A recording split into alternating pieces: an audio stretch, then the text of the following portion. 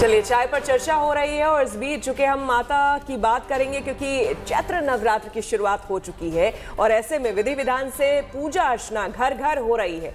दरअसल आपको हम बता दें कि भक्ति की शक्ति क्या है, ये आपको अब हम दिखाने जा रहे हैं। कोविड काल की पाबंदियां हटने के बाद मंदिरों में रौनक लौट आई है। इस बार नवरात्र में भारी संख्या में श्रद्धालुओं की भीड़ उमड़ रही है। सुबह से ही मंदिरों में भक्तों का आना शुरू हो जाता है और रात तक मंदिरों में लाइन लगी रहती है। जी हाँ, देखिए आज नवरात्र का तीसरा दिन है। आज माँ के चंद्रघंटा रूप की पूजा की जाती है और मान्यता ये है कि माँ चंद्रघंटा की पूजा करने से भय से मुक्ति मिलती है और साहस की प्राप्ति होती है। तो चलिए हम आपको लिए चलते हैं दिल्ली के मंदिरों में, दिखाते हैं आपको कैसे भक्त माँ की आस्था में डूबे हुए हैं।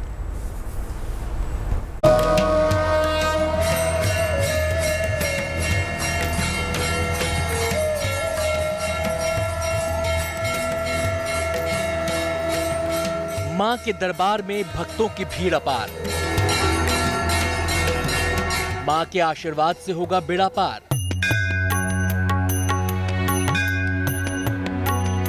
मां और उसके भक्तों के बीच अब नहीं कोई दीवार। चारों दिशाओं में मां का जय जयकार।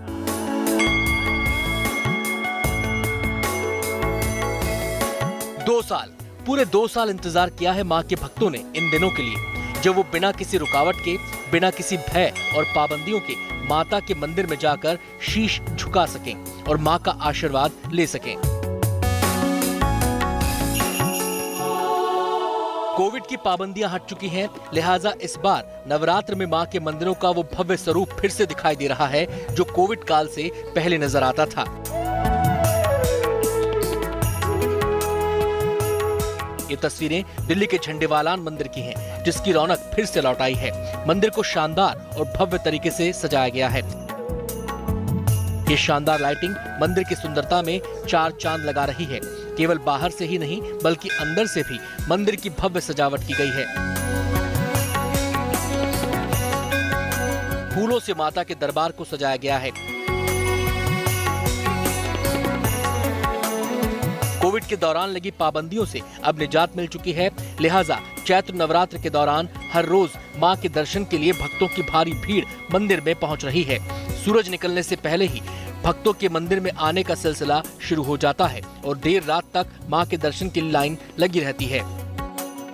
भक्तों को कोई असुविधा न हो, इसका मंदिर प्रबंधन ने खास ध्यान रखा है। चाहे प्रसाद वितरण हो या फिर माता के सुलभ दर्शन, सब कुछ चाक चौबंद है। पूरे 2 साल बाद इस बार फिर से मंदिर में नवदेवी की स्थापना की गई है। माता के अलग अलग रूपों को यहाँ दिखाया गया है। प्रोटोकॉल पहले तो जब ये मंदिर के दर्शन के लिए आते थे तो प्रोटोकॉल का पालन करना बड़ा जरूरी था। मास्क लगाना, सैनिटाइजर का इस्तेमाल करना, थर्मल स्क्रीनिंग करना, ये हम मंदिर में रेगुलर करते थे। लेकिन अब चूंकि सारे प्रतिबंध सरकार ने हटा लिए हैं तो हमने भी अब इसके ऊपर ज़्यादा हम आग्रह नहीं कर रहे और लोग खुश होकर सब मंदिर आ पा रहे हैं। और ये तस्वीरें दिल्ली के छतरपुर स्थित कात्यायनी मंदिर की हैं। यहाँ भी हर रोज मां के भक्तों की भारी भीड़ जुट रही है। भक्त मां की भक्ति में लीन है। मां के जयकारों से मंदिर का कोना कोना गूंज रहा है। इस दिन के लिए भक्तों ने पूरे 2 साल का इंतजार किया है और कसक उनकी बातों से, उनके चेहरों से महसूस की जा सकती है। मंदिर प्रबंधन को भी पता था कि इस बार भारी संख्या में श्रद्धालु आएंगे, तो व्यवस्था यहाँ भी पूरी की गई है। नवरात्र का तीसरा दिन भय से मुक्ति और अपार साहस प्राप्त करने का होता है। इस दिन मां के चंद्रघंटा स्वरूप की उपासना की जाती है। इनके सिर पर घंटे के आकार का चंद्रमा है, इसलिए इन्हें चंद्रघंटा कहा जाता है। वासंतिक चैत्र नवरात्र का आज तीसरा दिन है। तृतीयम चंद्रघंटे थी। तीसरे दिन में हम चंद्रघंटा देवी के नाम से माँ की पूजन अर्चन करते हैं। चंद्रघंटा देवी माँ बहुत ही सहनशील हैं। जो भक्त यहाँ आते हैं उनको अभय प्रदान करती है। जो भक्त जिस भावना से आते हैं उनकी सारी मनोकामना माँ पूर्ण करती है। मां के भक्त उनकी भक्ति में लीन हैं, झोली फैलाकर मां का आशीर्वाद मांग रहे हैं। देखिए, अलग अलग दिन पर मां के अलग अलग स्वरूप की पूजा की जाती है, तो आप में से नवरात्र कौन रखता है? मतलब प्रॉपर्ली जो फॉलो किया जाता है एक ये तो सिस्टम 9 आप दिनों तक एक्सपोज करने वाला काम शगुफ्ता कर रहे हैं। expose करने वाला काम देखिए नहीं, मतलब आस्था हमारी पूरी, आस्था हमारी पूरी है और यही वजह है मैं कि तो सॉरी मैं आपको रोक लूँ, आप बात नहीं बिल्कुल करिए। नवजोत, मैं ये कहना चाहती हूँ खूबसूरती हमारे देश की है कि अनेकता में एकता देखने को मिलती है। भले हम शायद उपवास नहीं रख पा रहे होंगे, हमने चाय के प्याले की चुस्की भी शुरुआत में लगा दी है, तो मैं हाँ बोलूंगी तो भी दर्शक मानेंगे नहीं, वैसे चाय तुम पी सकती हो इसमें उपवास में, पोहा नहीं जो- खा सकते। आप क्या बोल रहे थे? मैं कह रही थी मेरे को तो कंजकें अच्छी लगती हैं, सो मैं वो मैं वेट ले करती आऊंगी हूँ प्रसाद, मुझे वो मैं सबने वेट बोल करती दिया हूँ है। कि वो अष्टमी और नवमी जिनके यहाँ भी कन्या पूजन हो तो वो प्लीज मेरे लिए भिजवा दीजिएगा प्लीज। तो मैं भी नवरात्रों में कन्या पूजन एंजॉय करती हूँ पर फास्ट नहीं रख पाती हूँ। मुझे लगता है कि नवरात्र एक ऐसा उत्सव की तरह मनाया जाता है हमारे देश में कि ऐसा लगता है फेस्टिव माहौल है, चाहे आप उसे रखो या नहीं रखो। बिल्कुल। चलिए अब आपको बता दें कि दिल्ली ही नहीं देश भर के माता मंदिरों में भक्तों का तांता लगा हुआ है इस नवरात्र में। कोविड काल में 2 साल बाद पाबंदियों ने भक्तों और मां के बीच जो दीवार खड़ी कर दी थी वो अब हट सी गई है। बिल्कुल, ये जो तमाम पाबंदियां थी इनके हटने की वजह से भक्त भी अब मां की भक्ति में पूरी तरीके से सराबोर हो जाना चाहते हैं। चलिए अब आपको दिखाते हैं देश के अलग अलग हिस्सों से आई माता के मंदिरों की रौनक की तस्वीरें। शक्ति की आराधना का पर्व देश में चैत्र नवरात्र की धूम,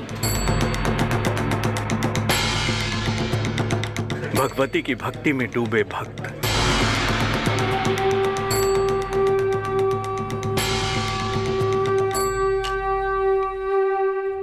चैत्र नवरात्र शुरू हो चुका है और मंदिरों में भक्तों की भीड़ उमड़ने लगी है। श्रद्धालु माता का दर्शन कर धन्य हो जाना चाहते हैं।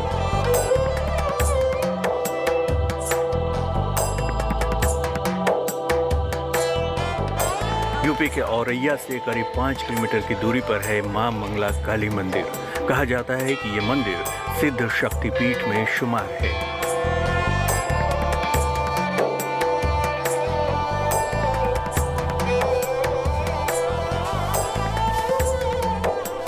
इस मंदिर में नवरात्र के अवसर पर मां के दर्शन का खास महत्व है। दूर दूर से श्रद्धालु मां का आशीर्वाद लेने यहाँ पर आते हैं। ऐसी मान्यता है कि मां से मांगी गई हर मन्नत पूरी होती है, इसलिए भक्त नवरात्र के मौके पर झंडा और जवारे चढ़ाने यहाँ आते हैं। यमुना तट से कुछ दूरी पर बीहड़ के ऊंचे टीले पर विराजमान मां मंगला काली के मंदिर के बारे में कहा जाता है कि 1857 के आसपास मंदिर के पास देवकली गांव बसा था। गांव के लोग अपनी कुल देवी के रूप में मां की पूजा आराधना करते थे, लेकिन अंग्रेजों ने सब कुछ नष्ट कर दिया था। फिर भी मंदिर आज भी बना हुआ है। मां की पुरानी मठिया का ही जीर्णोद्धार कर भव्य रूप दिया गया है। इससे मां के प्रति लोगों की आस्था और बढ़ गई है। तैयारियाँ पूर्ण हैं, पुताई पूरी हो चुकी है, सजावट भी हो चुकी है और दूर दराज जिलों से कानपुर, जालौन, इटावा और कानपुर देहात, इन सभी जगहों से भक्तों का आना जाना हो रहा है। भारत पाकिस्तान की सीमा पर देवी का एक ऐसा मंदिर है जहां बमों की पूजा होती है। नवरात्रि में यहाँ की रौनक देखते ही बनती है। मौका जब माँ की भक्ति की हो तो भक्त भी पीछे कहाँ रहने वाले हैं, वो भी माँ के लिए दौड़े चले आते हैं। इसलिए तो माँ के दर्शन के लिए भक्तों का सैलाब उमड़ रहा है।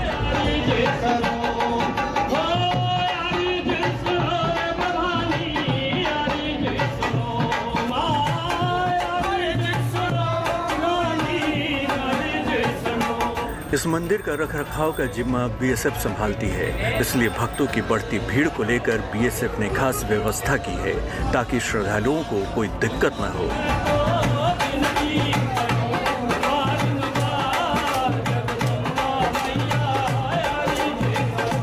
1200 साल पुराने तनोट मातेश्वरी मंदिर देश के कोने कोने से आने वाले श्रद्धालुओं के लिए आस्था और श्रद्धा का प्रतीक है। ऐसी मान्यता है कि मां मातेश्वरी का संबंध शक्तिपीठ हिंगलाज से है, जो पाकिस्तान के बलूचिस्तान प्रांत में है। हिंगलाज में शक्ति का सिर का भाग गिरा था, चूंकि सिंदूर को हिंगल के नाम से जाना जाता है, इसलिए इस स्थान का नाम हिंगलाज पड़ा है। कहा जाता है कि 1965 और 1971 के युद्ध के दौरान माता के प्रांगण में जितने भी बम गिरे थे वो फटे नहीं, जो फटे उनसे कोई नुकसान नहीं हुआ था, इसलिए माँ मातेश्वरी जवानों की देवी भी कही जाती हैं। 65-71 से पहले यहाँ पे जैसलमेर दरबार साहब पूजा करते थे और घंटे वाले में यहाँ पे रामगढ़ के सोलंकी परिवार पूजा करते थे। जब इनको देवी माँ ने पर्चा दिया तब से फौज यहाँ सेवा कर रही है और फौज बहुत अच्छा सेवा कर रही है। मंदिर को बहुत अच्छे तरीके से मेंटेन करती है, अच्छा बनाया है। श्रद्धालु आने जाने वाले की बहुत अच्छी सेवा आती है। बहुत ही अच्छा भव्य काम होता है इनका फौज की तरफ से। नवरात्र के अवसर पर मंदिर के इलाके में 9 दिन का मेला भी लगता है, जिससे दूर दूर से आए श्रद्धालु भक्ति के साथ शामिल होते हैं।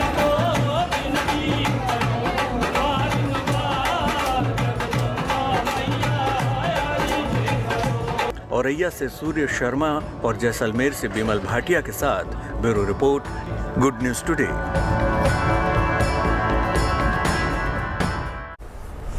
अब देखिए, जैसे हम बात कर रहे हैं माता रानी की, तो नवरात्र के दौरान हर दिन माँ के अलग अलग रूपों की पूजा की जाती है। आज माँ के चंद्र घंटा स्वरूप की पूजा हो रही है, तो चौथे नवरात्र के दिन माँ के कुष्मांडा स्वरूप की पूजा की जाती है। नवजोत, बिल्कुल। और चौथे नवरात्र का महत्व क्या है और कैसे माँ की आराधना की जाती, माँ कुष्मांडा के स्वरूप की पूजा किस तरीके से होनी और कैसे ये आपके जीवन के लिए फलदायी हो सकती है, हर सवाल का जवाब पंडित शैलेंद्र पांडे जी से लेते हैं। नव दुर्गा के चौथे स्वरूप के रूप में माता कूष्मांडा की पूजा की जाती है। नवरात्रि के चौथे दिन चतुर्थी तिथि को, चैत्र शुक्ल चतुर्थी को माता कूष्मांडा की पूजा होती है। ये जो माता कूष्मांडा हैं, इनका नाम कूष्मांडा क्यों है? देखिए, अपनी हल्की हंसी के द्वारा ब्रह्मांड यानी अंड को उत्पन्न करने की वजह से इनको कूष्मांडा कहा जाता है। दूसरा कारण ये है कि संस्कृत में कूष्मांड कहते हैं कोहड़े को, कुम्हड़े को, तो इनको कुम्हड़ा समर्पित किया जाता है। कुम्हड़ा इन्हें अत्यंत प्रिय है, इस वजह से भी इनका नाम कूष्मांडा कहा जाता है। इनकी पूजा करने से ज्ञान की, बुद्धि की, एकाग्रता की प्राप्ति होती है। और अगर कुंडली में बुद्ध संबंधी समस्या है तो माता कूष्मांडा की पूजा से वो समस्या दूर होती है। यानी कान, नाक, गले की समस्या है, बोलने की समस्या है, बुद्धि की समस्या है, एकाग्रता की समस्या है, तो वो तमाम समस्याएं माता कूष्मांडा की पूजा से दूर हो जाती हैं। कैसे करेंगे इनकी पूजा? देखिए, सुबह शाम आप दोनों समय पूजा कर सकते हैं, लेकिन अगर आप मध्य रात्रि में इनकी पूजा करें तो बहुत शुभ होगा। इनकी पूजा में इनको हरी चीज़ें अर्पित की जाएंगी, जैसे हरी इलायची, हरे फल, हरी मिठाई और कुम्हड़े का भोग इनको लगाया जाएगा और बाद में उसको आप प्रसाद रूप में ग्रहण करेंगे।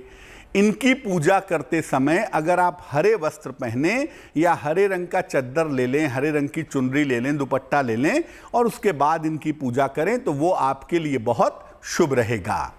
इनकी पूजा के लिए आप 3 तरह के मंत्रों का जप कर सकते हैं। पहला मंत्र है ओम कूष्मांडा दैव्ये नमः। दूसरा मंत्र है नवाण मंत्र ऐं ह्रीं क्लीं चामुंडाय विच्चे। और तीसरा, आप माँ कूष्मांडा के सामने सिद्ध कुंजिका स्तोत्र का पाठ भी कर सकते हैं। इन तीनों में से किसी भी तरीके से माता कूष्मांडा की पूजा की जा सकती है। जो विद्यार्थी हैं, शिक्षार्थी हैं, प्रतियोगिता परीक्षाओं की तैयारी कर रहे हैं, ऐसे जो बच्चे हैं जिन्हें एकाग्रता की ज़रूरत है, कंसंट्रेशन की आवश्यकता है, प्रखर बुद्धि की आवश्यकता है, वो पढ़ाई तो करेंगे ही, मेहनत तो करेंगे ही, लेकिन साथ ही साथ माता कूष्मांडा की पूजा भी नवरात्रि के दिन जरूर करेंगे। नवरात्रि के चौथे दिन इनकी पूजा करने से ज्ञान का, विद्या का, बुद्धि का वरदान आपको प्राप्त होगा। चलिए फिलहाल रुकेंगे एक छोटे से ब्रेक के लिए, आप कहीं मत जाइएगा। लौटेंगे तो दिखाएंगे धोनी की चीते जैसी फुर्ती।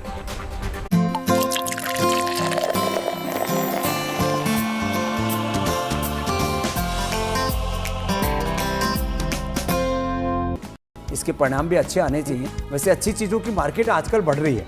देश देख रहा है अच्छी खबरें। गुड न्यूज टुडे, अच्छी खबर, सच्ची खबर। हमारी नजर से कोई भी खबर बचती नहीं, चाहे कहीं कोई खबर वायरल हो रही हो या कोई न्यूज ट्रेंड कर रही हो। खबरों के मेन्यू में लंच टाइम पर हम परोसेंगे ऐसी खबरें जो आपके काम की हैं, आपके सरोकार की हैं। मैं शगुफ्ता और मैं आदिति लेकर आएंगे आपके लिए सिर्फ GNT पर। दुनिया अच्छाई पर टिकी है। बुराई तो इंसान को डराती है, लेकिन अच्छाई दुनिया चलाती है। मैं अनंत भट्ट आपके लिए लेकर आऊंगा अच्छी खबरें गुड न्यूज टुडे पर।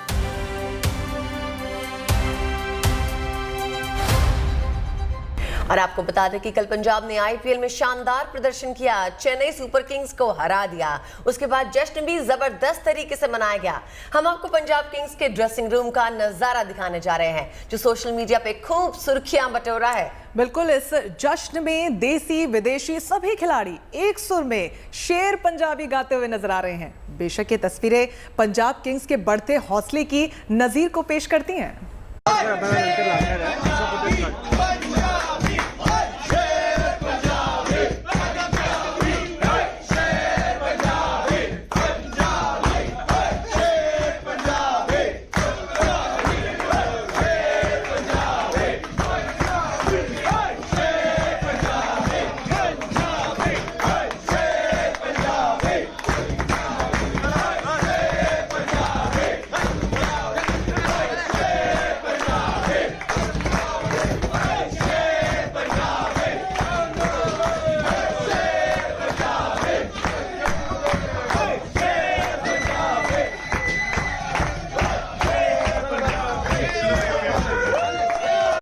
और चलिए अब क्रिकेट के मैदान से आपको लेकर चलते हैं हॉकी के टर्फ की तरफ। और हॉकी के बहाने बात कर लेते हैं एक बेटी के हौसले की।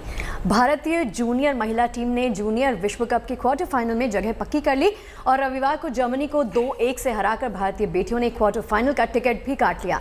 इस जीत में एक नाम जो छाया रहा वो था मुमताज खान का। रंजना, बिल्कुल, इस खास मैच में मुमताज खान ने पेनल्टी को भी गोल में बदल डाला और टीम को महत्वपूर्ण जीत दिला दी। मुमताज लखनऊ की रहने वाली हैं और गरीबी से निकलकर हॉकी के शिखर तक पहुंचने की उनकी पूरी कहानी हिम्मत और बुलंद इरादों से भरपूर है। इस रिपोर्ट में देखिए।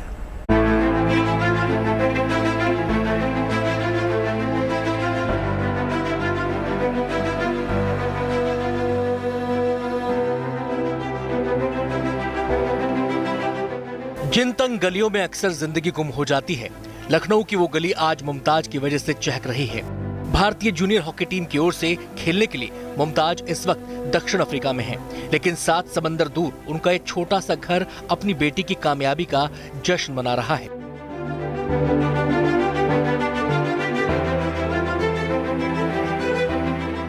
भारतीय महिला हॉकी टीम जूनियर विश्व कप में क्वार्टर फाइनल में जगह बना चुकी है और टीम की इस कामयाबी में मुमताज का खेल काफी अहम साबित हुआ है। बेटी के खेल ने सब्जी बेचकर गुजारा करने वाले उनके परिवार को बड़ी हिम्मत दी है। बहुत ज़्यादा गर्व महसूस होता है भैया। इतना तो कभी भी नहीं सोचा था हमने कि मैं उसमें जाऊंगी, कि वो देश के लिए खेलेगी। बहुत ज़्यादा अच्छा लगता है। अल्लाह का शुक्र है भैया कि मेरी बेटी इतनी ऊपर पहुंची है। तंग गलियों से निकलकर हॉकी के आसमान पर छा जाने वाली मुमताज की कहानी खुद में हिम्मत और लगन की मिसाल है।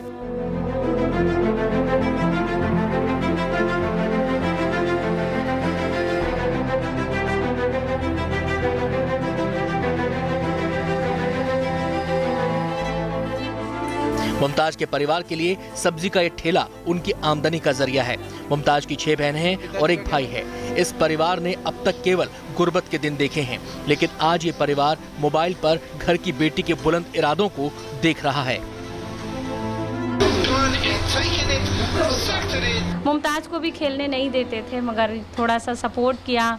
मुमताज ने चुप्पे से कैंप का ट्रायल देकर आई, चुपचाप, ना पापा को पता ना मम्मी को पता। फिर जब उसने ट्रायल दे लिया तो वो रो रही थी, घबरा रही थी कि मैं कैसे जाऊंगी केडी सिंह। तो फिर समझाया, घर में बात करी सर ने, सब ने कहा, तब हम पापा मम्मी सब लोग गए, उसका एडमिशन कराया केडी सिंह ने। तंगहाली से निकलकर हॉकी की दुनिया में छा जाना मुमताज के लिए आसान नहीं था। बेटी का मन कब हॉकी में लग गया, परिवार को इसकी खबर नहीं लगी। साल 2011 में मुमताज के टैलेंट को उनकी कोच ने पहचाना और 2014 में मुमताज को लखनऊ हॉस्टल में प्रवेश मिल गया। फॉरवर्ड पोजीशन पर खेलने वाली मुमताज ने 2016 से हॉकी के मैदान में जो खुद को झोंका तो फिर पीछे मुड़कर नहीं देखा। ये तो नहीं ठीक है, इनके पापा सब्जी के दुकान लगाते हैं। इनकी छोटी छोटी बहनें, पढ़ाई लिखाई भी इतनी नहीं हो पाई है, बस वो बच्ची निकल गई है। सब माँ बाप की इनकी दुआएं हैं। मुमताज ने अंडर 18 एशिया कप से अपने अंतर्राष्ट्रीय करियर की शुरुआत की थी, जहां भारतीय टीम ने कांस्य पदक जीता था। इसके बाद उनकी मौजूदगी में अंडर 18 यूथ ओलंपिक में भी भारतीय जूनियर महिला हॉकी टीम ने रजत पदक हासिल किया। मुमताज खान आज भारतीय हॉकी जूनियर टीम की जान है। उनकी इस पहचान के पीछे उनके संघर्ष की लंबी कहानी है। मुमताज की लगन ने आज हजारों बेटियों को आगे बढ़ने का हौसला दिया है। आशीष श्रीवास्तव के साथ लखनऊ से bureau report, good news today.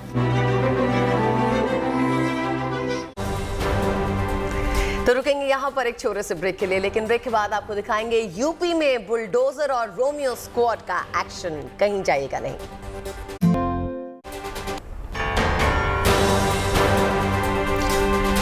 Break के बाद आपका स्वागत है। आप देख रहे हैं चाय पर चर्चा। आपको बता दें, इन दिनों बाबा का बुलडोजर खूब बोल रहा है और भूमाफिया की बोलती बंद कर रहा है। सत्ता में योगी की वापसी के बाद मानो भूमाफिया की शामत सी आ गई हो। अवैध कब्जों और निर्माणों पर ताबड़तोड़ एक्शन हो रहा है। श्वेता, बिल्कुल। और हालांकि आपको हम बता दें कि प्रचार के दौरान ही, चुनाव प्रचार के दौरान ही योगी आदित्यनाथ ने इसका इशारा भी कर दिया था। सरकार भूमाफिया के खिलाफ कोई भी ढिलाई बरतने के मूड में नहीं है। अधिकारी लगातार अवैध कब्जों पर बुलडोजर चलवा रहे हैं। अपराधियों और अवैध निर्माण के खिलाफ जारी इस मुहिम के तहत प्रयागराज समेत कई जगहों पर बुलडोजर का जलवा देखने को मिला है।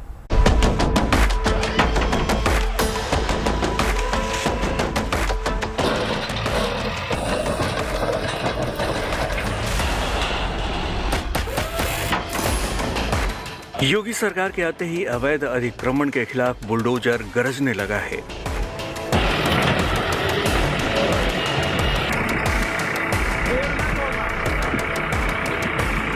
प्रयागराज में प्रशासन ने बुलडोजर चलवाकर अवैध कब्जा हटाया है।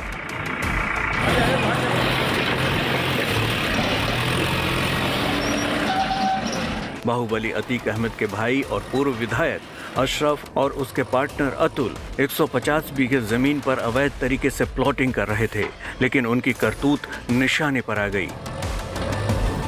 ये दोनों किसानों की जमीन खरीदकर लोगों को प्लॉट बेच रहे थे, लेकिन उनके नाजायज काम पर प्रशासन ने बुलडोजर चला दिया।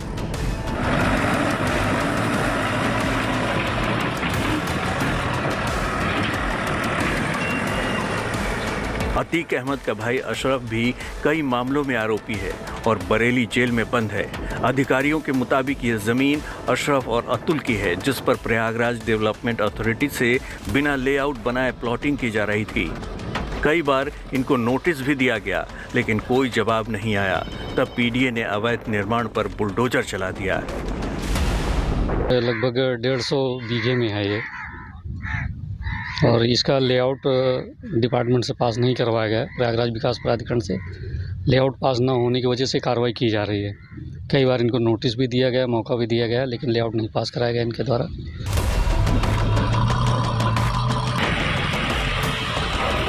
भारी पुलिस फोर्स की मौजूदगी में अवैध निर्माण को गिराने के लिए कई बुलडोजरों को काम पर लगाया गया था।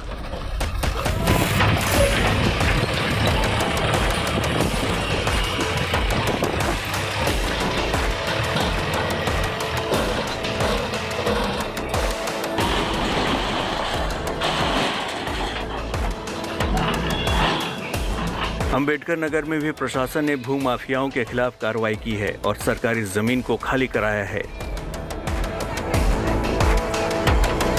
अंबेडकर नगर के अकबरपुर तहसील के सिझौली गांव में अवैध निर्माण पर बुलडोजर ने अपने तेवर दिखाए।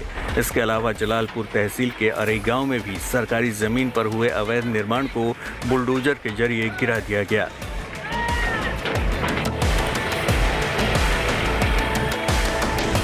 जनपद अंबेडकर नगर में एंटी भूमाफिया के तहत शासन की मंशा के अनुसार ये निर्देश दिए गए थे सभी तहसीलों में कि जहाँ जहाँ पर सरकारी भूमि पर या तालाब पर इस तरह की कोई अतिक्रमण हो तो तत्काल उनको चिन्हित करके भूमाफियाओं के खिलाफ कार्रवाई की जाए। इसी क्रम में तहसील जलालपुर में, तहसील अकबरपुर में कई चिन्हित स्थलों पर अवैध अतिक्रमण जहां पर किया गया था उसको तत्काल बुलडोजर के माध्यम से अवैध अतिक्रमण हटवाया गया है। जनपद अंबेडकर नगर में एंटी भूमाफिया के तहत शासन की मंशा के अनुसार ये निर्देश दिए गए थे सभी तहसीलों में कि जहां जहां पर सरकारी भूमि पर या तालाब पर इस तरह की कोई अतिक्रमण हो तो तत्काल उनको चिन्हित करके भूमाफियाओं के खिलाफ कार्रवाई की जाए। इसी क्रम में तहसील जलालपुर में, तहसील अकबरपुर में कई चिन्हित स्थलों पर अवैध अतिक्रमण जहां पर किया गया था उसको तत्काल बुलडोजर के माध्यम से अवैध अतिक्रमण हटवाया गया है।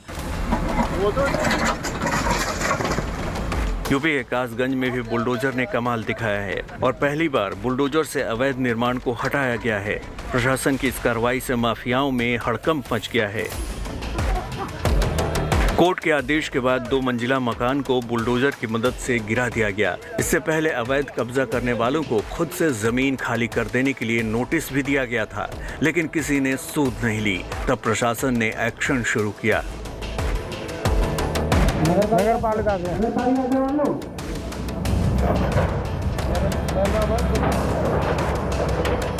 यूपी के एटा में भी बुलडोजर गरजा है और देखते ही देखते 2 मंजिला इमारत को खंडहर बना दिया। प्रशासन के मुताबिक बिल्डिंग का नक्शा पास कराते वक्त कई बातों को छुपा लिया गया था। तब प्रशासन ने अतिक्रमण हटाने के लिए बिल्डिंग के मालिक को नोटिस भेजा था, लेकिन जवाब न देने पर प्रशासन को कार्रवाई करनी पड़ी। प्रयागराज से पंकज श्रीवास्तव, अंबेडकर नगर से के पांडे, कासगंज से आयेंद्र सिंह और एटा से देवेश के साथ bureau report, good news today.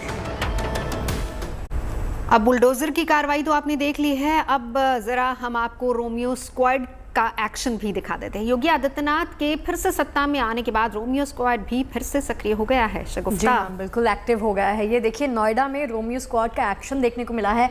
Mission शक्ति के तहत स्क्वाड को एक्टिव किया गया और पहले नवरात्र से ही रोमियो स्क्वाड हरकत में आ चुका है और दावा इसके साथ ये किया जा रहा है कि स्क्वाड की तेज नजरों से कोई भी मनचला जो है वो बच नहीं पाएगा।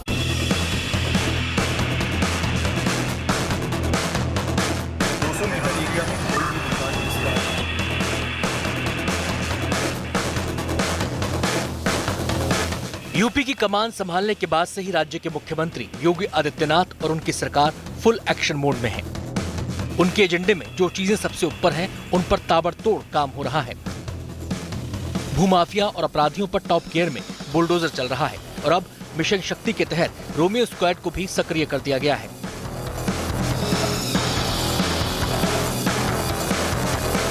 तस्वीरें नोएडा की हैं, जहां पुलिस का रोमियो स्क्वाड एक्शन में आ गया। रोमियो स्क्वाड भी योगी 2.0 की प्राथमिकता सूची में सबसे ऊपर है। इस मुहिम का मकसद महिलाओं को सुरक्षा का एहसास कराना है और मनचलों पर लगाम लगाना है। नवरात्र की शुरुआत से ही नोएडा में रोमियो स्क्वाड एक्टिव हो चुका है। और चाहे तो इनका वेंडिंग जोन है उसमें ले जाइए, बट यहाँ पे आगे के पास ठीक है। योगी आदित्यनाथ के दोबारा सीएम बनने के बाद उनका पूरा महकमा एक बार फिर से एक्टिव मोड में आ गया है।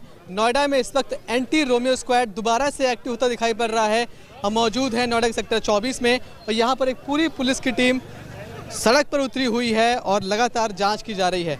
अभी अभी एक स्कूल की छुट्टी हुई है। खुद एसीपी अपनी पूरी टीम के साथ यहाँ मौजूद हैं। महिला पुलिसकर्मी उसमें मौजूद है और जो भी लड़के जहाँ तहाँ खड़े बिना किसी काम के दिखाई पड़ रहे हैं, उनसे पूछताछ की जा रही है। शनिवार से नोएडा में रोमियो स्क्वाड की मुहिम शुरू हुई। पुलिस का कहना है कि ये सिलसिला लगातार जारी रहेगा। इस मुहिम की शुरुआत से पहले पुलिस ने सभी स्कूलों के साथ बैठक की और उनका टाइम टेबल लिया, साथ ही नंबर भी साझा किए। स्कूलों से कहा गया कि अगर वो अवांछित तत्वों और मनचलों को स्कूलों के बाहर देखते हैं तो तुरंत पुलिस को सूचित करें। तो हम सब ने अपने पीसीआर के नंबर, अपने एसएचओ के नंबर, खुद का नंबर सबको प्रोवाइड कर रखा है। उनके वॉलंटियर्स बना रखे हैं। अगर कोई भी, उनको ये हम सब ने बता रखा है, कोई भी अनवांटेड स्कूल के आसपास अगर घूमता हुआ पाया जाएगा तो आप तत्काल उसकी सूचना दीजिए। साथ ही साथ हमारी जो वीमेन सेल की टीम है वो ऑलरेडी यहाँ पे विजिट कर रही है। रोमियो स्क्वाड में पुरुष पुलिसकर्मियों के साथ ही महिला पुलिसकर्मियों को भी रखा गया है। ये स्क्वाड केवल स्कूलों और शिक्षण संस्थानों के बाहर ही सक्रिय नहीं रहेगा, बल्कि तमाम सार्वजनिक स्थलों पर इसकी नजर होगी। स्क्वाड की गश्त के दौरान संदिग्धों से पूछताछ की गई। नजर खासतौर पर ऐसे संदिग्धों पर रहती है जो बिना किसी कारण सार्वजनिक जगहों पर घूमते हैं। जिन्हें पहली बार पकड़ा जाता है उन्हें रेड कार्ड जारी किया जाता है, उनके परिवार वालों को बताया जाता है और उनका डेटा भी रखा जाता है। पहली बार पकड़ा, रेड कार्ड नोटिस दिया, वो दूसरी तीसरी बार पकड़े जाएंगे, उनके ऊपर क्या कार्रवाई होगी? आप सही कह रहे हैं। अगर जिसको फर्स्ट टाइम हमने नोटिस इशू किया है उसकी हम सबके पास एक डेटा एंट्री होती है। अगर सेकंड टाइम वो पकड़े जाते हैं फिर उनके खिलाफ आईपीसी की धाराओं में कार्रवाई होती है और साथ ही साथ उनकी फैमिलीज़ को भी हम सब इन्फॉर्म कर रहे हैं, जिससे फैमिलीज को भी पता चले कि हमारे बच्चे कहाँ पे हैं, क्या कर रहे हैं। नोएडा में गश्त के दौरान स्कूल के पास मौजूद बीड़ी सिगरेट के खोखे को भी पुलिस ने बंद करा दिया। आपको बता दें कि योगी आदित्यनाथ के पहले कार्यकाल में भी रोमियो स्क्वाड एक्शन में आया था, लेकिन इसे लेकर विवाद भी खड़े हो गए थे। अब दूसरे कार्यकाल में फिर से रोमियो स्क्वाड को एक्टिव किया गया है। ये कितना असरदार होगा, इसे लेकर फिर से कोई विवाद होगा या नहीं, ये वो चंद सवाल हैं जिनके जवाब के लिए थोड़ा इंतजार करना होगा। Manish Chaurasia, Noida, good news today.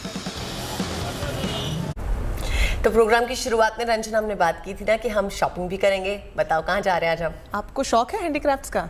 हाँ, बहुत है। तो हमारे दर्शक, अगर आप भी शौक रखते हैं तो अब आपको भारतीय हैंडीक्राफ्ट्स का कमाल दिखाते हैं। देश के हैंडीक्राफ्ट आइटम्स की धूम विदेशों में भी देखी जा रही है और विदेशी बायर्स खासा अट्रैक्ट होते हैं हमारे देश के हैंडीक्राफ्ट से। तो लिए चलते हैं ना हैंडीक्राफ्ट एक्सपो में, जो ग्रेटर नोएडा में है।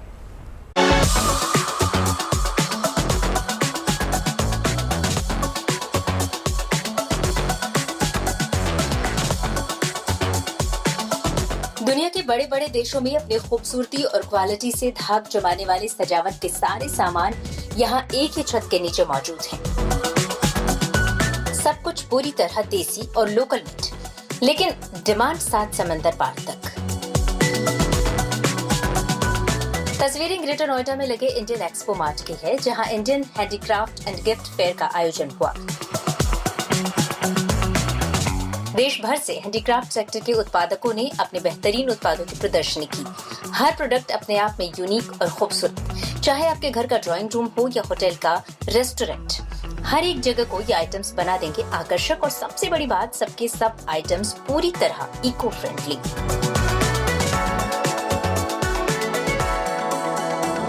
इस वक्त मेरे हाथ में जो है वो एक इको फ्रेंडली प्रोडक्ट है, केन से बना है और राफिया से बना है। भारतीय प्रोडक्ट्स जो कि इको फ्रेंडली हैं वो अंतर्राष्ट्रीय स्तर पर अपनी पहचान बना रहे हैं, और उसी पर बातचीत करने के लिए मेरे साथ में इन प्रोडक्ट्स को बनाने वाले शख्स भी हैं। सर, आपसे जानना चाहेंगे कि कब से इस तरीके के प्रोडक्ट्स बन रहे हैं? मैम, ये प्रोडक्ट्स हम लोग 2015 से कर रहे हैं। इको फ्रेंडली नेचुरल प्रोडक्ट है, केन के साथ, राफिया कॉम्बिनेशन के साथ, और इस समय मार्केट में इसका बहुत अच्छा स्कोप और डिमांड है। तो सर, मैं ऊपर भी देख रही हूँ राफिया इनमें लगा हुआ है, इनके बारे में भी थोड़ा बताइए। ये देखिए, मेटल और केन के साथ कॉम्बिनेशन है। अगर सपोज किसी को डिसमेंटल करना है इसे, तो मेटल तो ब्रेकेज कर दिया जा सकता है और इसे ये पानी में गल जाता है।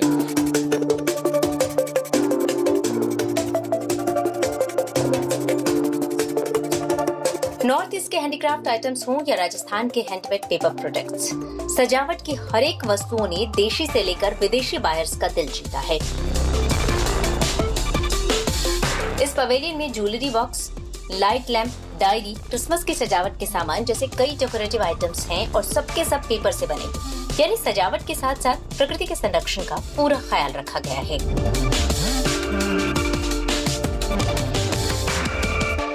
ये सारी रिसाइकल पेपर से नोटबुक्स बनी हुई हैं और इनका जो कवर है वो हमने वेलवेट से बनाया हुआ है और वेलवेट से बना करके इसको ऐसा फीलिंग और टच दिया जिससे ये और सुंदर लगता है। ये सारी नोटबुक्स हैं, ये सारे क्रिसमस के ऑर्नामेंट्स हैं। ये बेसिकली हम लोग यूरोपियन मार्केट में जो क्रिसमस ट्री की डेकोरेशन होती है उसके लिए इनको हम डेकोरेशन के काम में लेते हैं, तो इन्हें पेपर ऑर्नामेंट्स कहते हैं। ये हमारे सारे बॉक्सेस हैं जो स्टोरेज के काम में आते हैं और इनमें हमने एक नया इनोवेशन भी किया है। जो बॉक्सेस ये अभी जैसे स्टोरेज बहुत ज़्यादा लेते हैं तो हम इनको कोलैप्स भी कर देते हैं, फोल्डिंग बॉक्सेस भी बना देते हैं। कोरोना काल के बाद लगा Indian handicraft and gift fair कारोबार चुकत में नई उम्मीद जगाने वाला रहा। पूरे एक्सपो में 15 हॉल्स के अंदर करीबन 900 मार्क्स लगाए गए, जिसमें अलग अलग क्राफ्ट्स का प्रदर्शन हुआ। IHF-GF फेयर 2022 की पहचान बनी सस्टेनेबिलिटी। 5 दिनों तक चले इस फेयर में ज्वेलरी, हैंडीक्राफ्ट्स और कपड़े अंतर्राष्ट्रीय बायर्स की पहली पसंद रहे और तकरीबन सभी उत्पादों में रिसाइकल और इको फ्रेंडली पर जोर दिया गया। यहाँ पर एक संगम है हैंडीक्राफ्ट्स का, ज्वेलरी का और डेकोरेटिव आइटम्स का जो यहाँ पे लगाया गया है। अलग अलग यहाँ पर मैन्युफैक्चरिंग इंडस्ट्रीज से यहाँ लोग आए हैं जो अपनी कला की यहाँ पर प्रदर्शनी कर रहे हैं, ताकि अंतर्राष्ट्रीय स्तर से जो बायर्स हैं उन्हें यहाँ से बिजनेस मिल सके। एक ये पहल है ताकि ज़्यादा से ज़्यादा बिजनेस जो है वो इंडियन मैन्युफैक्चरिंग इंडस्ट्री को मिल पाए। आपको दिखा भी देती हूँ कि किस तरीके के खूबसूरत प्रोडक्ट्स यहाँ पर मौजूद हैं। कपड़ों से लेकर आप देखेंगे डेकोरेटिव आइटम्स तक, हैंडबैग्स, अलग अलग वैरायटी यहाँ पर है। जो खास इस चीज़ को बनाती है वो है यहाँ पर प्रकृति के प्रति संरक्षण की भावना। वो भावना ऐसी है कि जो ज़्यादातर प्रोडक्ट्स यहाँ पर मिलेंगे वो या तो रिसाइकल हो सकते हैं या जब आप उनको डिस्पोज करते हैं तो वो प्रकृति को नुकसान नहीं पहुँचाते हैं। कैमरा पर्सन जिया के साथ Shrutika, greater Noida, good news today. वही देखिए, हमने शॉपिंग भी करा दिया अब आपको, और घूमने फिरने की कौन सी ऐसी जगह है जहां इस बार आप अपनी समर वेकेशंस प्लान कर सकते हैं, बस इस ब्रेक के बाद आपको बताएंगे चाय पर चर्चा में। और ब्रेक के बाद स्वागत है आप सभी का। चलिए, मैंने सोचा कि थोड़ा सा घुमा फिरा लाऊं, इन लड़कियों को बोर हो रही थी तो मैंने सोचा छुट्टी नहीं मिलेगी।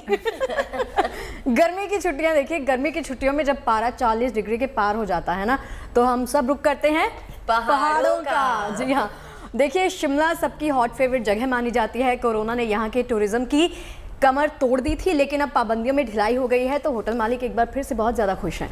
बिल्कुल, मतलब यह है कि यदि आपको इस बार गर्मियों में शिमला का रुख करना है, और जैसा कि शगुफ्ता ने कहा कि हमारे पास तो छुट्टियां नहीं है, आपके पास तो डेफिनेटली होंगी, तो अभी से बुकिंग आप करवा लीजिए क्योंकि होटल्स फुल हो रहे हैं।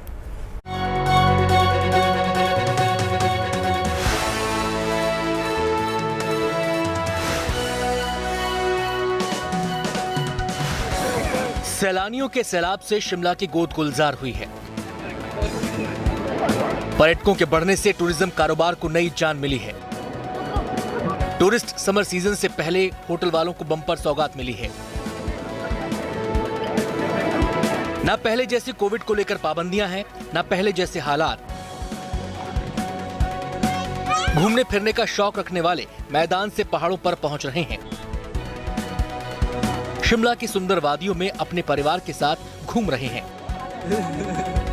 कोरोना के मामलों में लगातार आई कमी के बाद जो आजादी सैलानियों को मिली है, उसकी खुशी देखी जा सकती है। चाहे सिंगल डोज वाले बच्चे हों या फिर बूस्टर डोज लगाने वाले बड़े। शिमला के बाजारों में आइसक्रीम का मजा ले रहे हैं। चटक धूप में बच्चे घुड़सवारी का आनंद उठा रहे हैं। शिमला बढ़िया लग रही है, बहुत बढ़िया माहौल है, नेचर एंजॉय कर रहे हैं। दिल्ली एनसीआर समेत देश के तमाम राज्यों में भीषण गर्मी की शुरुआत हो चुकी है, जिससे बचाव के रास्ते ढूंढने वालों के लिए बहार आई है। सैलानियों को शिमला अपनी तरफ खींच रहा है। हर कोई इस चिलचिलाती गर्मी से दूर शिमला की वादियों में गुम हो जाना चाहता है। शिमला की आबो हवा बदली है, बर्फीली ना सही ठंडी हवा का झोंका है। काफी अच्छा है, यहाँ पे काफी ठंडा है, गर्मी भी नहीं है यहाँ पर, और राजस्थान से तो बहुत ज्यादा ठंडा है। टूरिस्ट समर सीजन शुरू होने में अभी 10 दिन बचे हैं, लेकिन उससे पहले ही शिमला के होटल फुल होने लगे हैं। बताया जाता है कि इस बार 80 से 90% होटलों की ऑक्यूपेंसी है। शिमला के अधिकांश होटल बुक हैं और सैलानियों की संख्या है कि जैसे जैसे गर्मी बढ़ रही है, वैसे वैसे सैलानियों के आने का सिलसिला भी तेज हो रहा है। इनकार इस बात से भी नहीं किया जा सकता कि मई महीने तक होटलों की ऑक्यूपेंसी 100% हो जाएगी।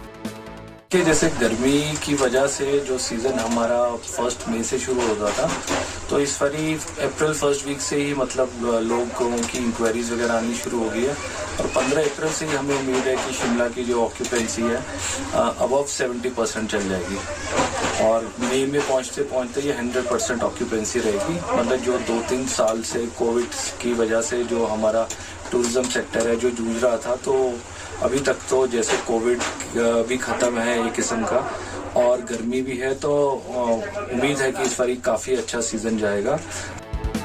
बेतहाशा गर्मी बढ़ने से समर सीजन 15 अप्रैल के बजाय पहले ही शुरू हो चुका है। सैलानी शिमला के होटल कारोबारियों से संपर्क साध रहे हैं। टूर एंड ट्रेवल्स की साइट खंगाल रहे हैं ताकि शिमला पहुंचने पर उनके रुकने का पक्का प्रबंध हो सके। इस बार सैलानियों की संख्या बढ़ने से होटल कारोबार को काफी मुनाफा हो रहा है। छोटी बड़ी दुकानें चलाने वाले भी खुश हैं। Vikas Sharma, Shimla, good news today. और अब